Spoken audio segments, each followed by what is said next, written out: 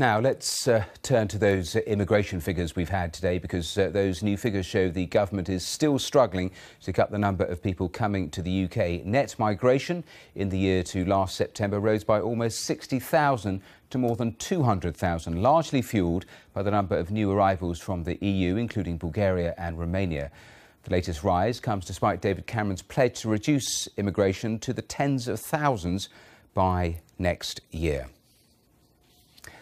Well, let's go to Westminster, our central London studios, and speak to Tim Aker, who's head of policy for UKIP. Thanks for joining us here on the programme. What do you make of these figures?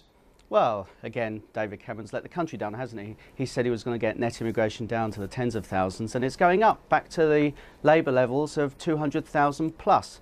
He knows, we know, and the country now knows that the only way we can control immigration is to leave the EU.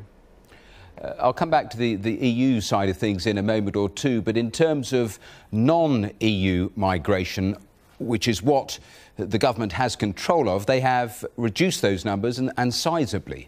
Well, that's quite striking. A government should have control of all of our borders, not just some of it. And the people are putting immigration as number one issue nowadays, and they want action on this. They want action. They don't want David Cameron's talk. They don't want him kicking the can down the road till 2017. They want back control of the borders, and the only way to do that is to get border controls back from Europe. Are you saying that just all migration is wrong? Because the minister the minister was making the point in terms of the EU migration that people are coming here, they're contributing to society, they're contributing to the economy. What is so wrong with that? We want good immigration, not mass immigration. We want to be able to decouple permanent settlement from work permits, just like Australia do.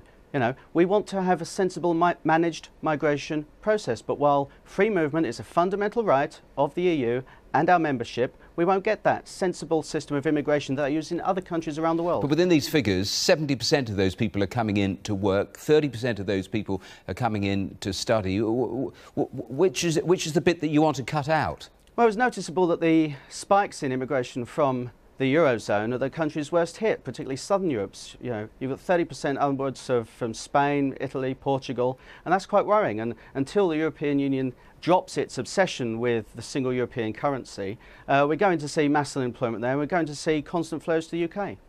Just a final question, because we've been sitting on that news conference and covering throughout the course of the day Angela Merkel's trip here, because David Cameron hoping to get her on board in terms of some of the reforms he wants from the EU. Isn't that a better way forward to actually, if there are things that need to change, we'll change them, but stay within what is a crucial trading bloc for us? Well, our exports are growing with the rest of the world, and plus the European Union is having trade deals with countries outside the EU. We're their biggest market. They export far more to us than we export to them. We can have a simple trading relationship, but we can do that outside the EU, where we're in control of our laws, we're in control of our borders, and we don't have to pay the EU £55 million a day.